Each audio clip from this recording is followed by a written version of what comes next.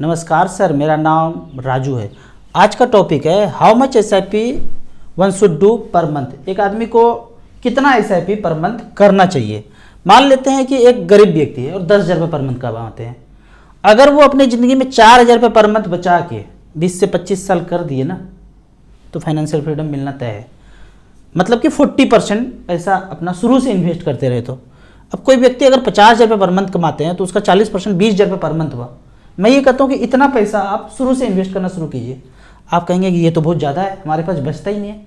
बचता उसी को नहीं है जो जीवन में बहुत सारा बवंडर किए होंगे। कोई इंश्योरेंस प्लान, कोई ईएमआई चल रहा होगा कार का, कोई प्लॉट का ईएमआई चल रहा होगा और कहीं ना कहीं फंसे हुए मालूम पड़ते होंगे।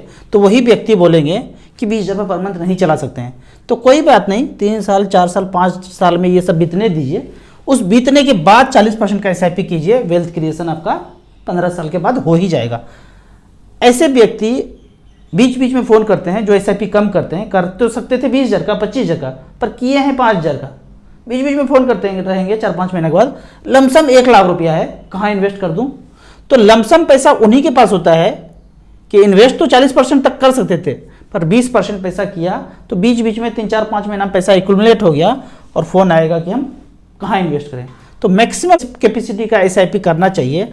अब मान लेते हैं कि 10 साल के बाद आप अपना पोर्टफोलियो देखते हैं, 2-2 हज़ार का एसआईपी किया था और 14-15% का रिटर्न दिखा रहा है, तो आपके मन से यही आएगा कि काश किया होता। और सब इन्वेस्टर यही बोलते हैं, अरे कहीं ज़्यादा किया होता। हमने ये रिग्रेट कभी नहीं किया, हम कभी किए ही नहीं ये रिग्रेट। जो पैसा आता था मैक्सिमम आता था, इन्वेस्ट करते गए। कभी ये नहीं सोचा काश और किया होता। कहाँ से काश और किया होता? था ही नहीं, जो था सब झोंकता चला गया। तो मैं यदि याद करता हूँ 1 तारीख से लेकर 30 तारीख तक जैसे ही आता था, 28-29 को देखते थे अकाउंट खाली होके सारा इन्वेस्ट हो गया। या तो एसआईपी हो गया या तो थोड़ा बहुत पैसा बचा, वो भी पैसा झोंक दिया। मतलब मंथ के एंड में अकाउंट खाली। तो इस तरह से करके अभी जो अगर बात करूँ तो मार्केट लाइफ टाइम हाई चल रहा है। ये पोर्टफोलियो मेरा रोज जो है ना 50,000 से 1 लाख रुपया छलांग मार रहा है।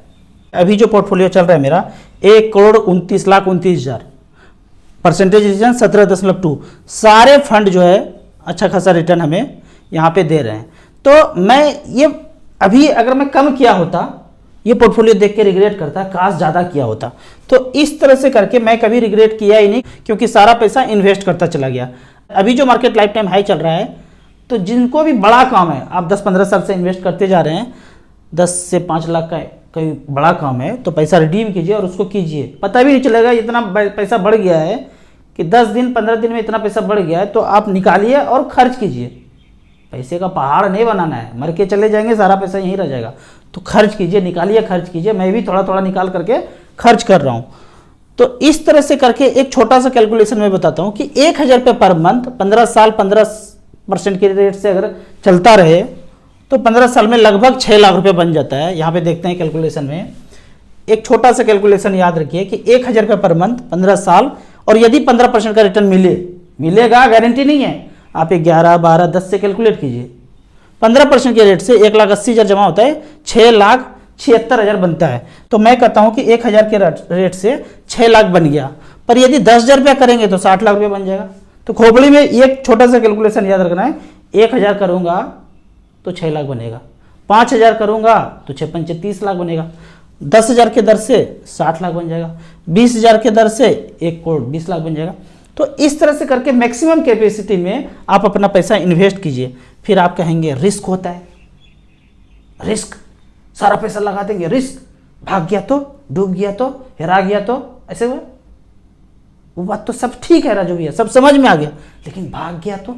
नहीं भागता है म्यूचुअल फंड, सही बात है, लेकिन भाग गया तो? ये मन का क्वेश्चन ना पीछा नहीं छोड़ता है।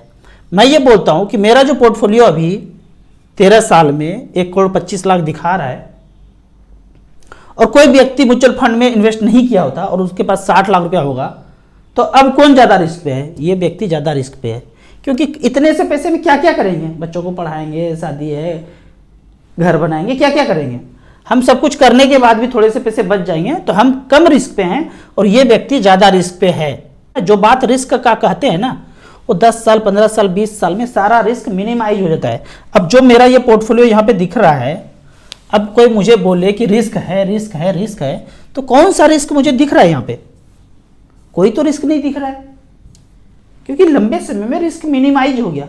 ऐसा दौर था कि मेरा पैसा निगेटिव था, जब शुरू में 3-3 हज़ार का SIP किया था, 1,15,000 जमा किया था, 95,000 दिख रहा था, 15,000 रुपये कमी था मूलधन से शुरू के 3 साल में। फिर इन्वेस्ट करते गए, करते करते करते फिर मार्केट कभी बड़ा गिरावट हो तो 6 लाख का प्रॉफिट था, फिर 3 लाख पे आ गया। फिर उस समय सोचते अरे बैंक में किए होते तो अच्छा होता, फिर चलने दिए चलने दिए चलने दिए, फिर 12% का रिटर्न दिखा। आज ये जर्नी चलते चलते चलते चलते 17% का रिटर्न दिखा रहा है और लगभग 1.25 करोड़ का पोर्टफोलियो है। तो इस तरह से म्यूचुअल फंड में डरना नहीं है, आपको इन्वेस्ट करते रहना है। तो मैं आपको अभी यहाँ पे एक HDFC इक्विटी का सारे म्यूचुअल फंड का आपको SIP का रिकॉर्ड दिखाता हूँ।